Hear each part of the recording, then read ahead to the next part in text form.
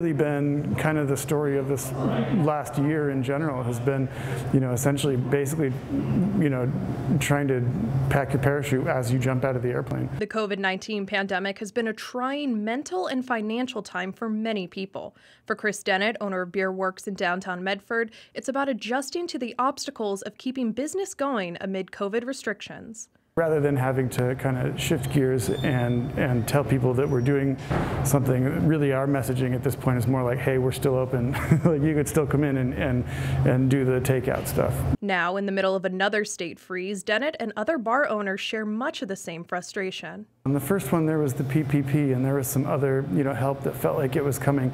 This one feels a little bit more like just being sort of cut loose from the buoy in the middle of the storm and kind of good luck. The pandemic has forced businesses to change how they operate, but for bars and restaurants who rely on liquor sales to turn a profit, sometimes the takeout model doesn't work. We're trying to find ways every way we can, whether that be delivery options to the curbside, fast tracking off-premises sales licenses.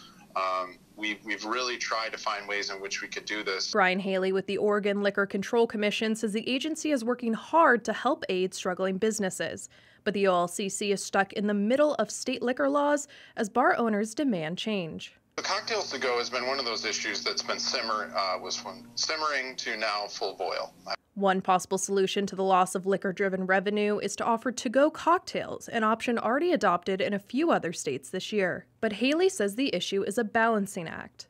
How does this affect, Oregonians as we make these changes? Yes, these are good for bars and restaurants, but we've also heard from our health partners on how these changes may impact. He says the OLCC can only operate by existing laws, and it's up to the state officials to make a change. Until that statute discusses the concept of allowing the privilege for open containers containing distilled spirits to leave the premises, we simply just don't have a legal path to do it.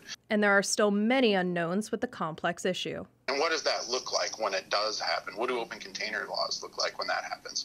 We have a lot of questions still about it, but we want to work with the community, and we know that some legislators have some eyes on this. In Medford, Grace Smith, NBC5 News.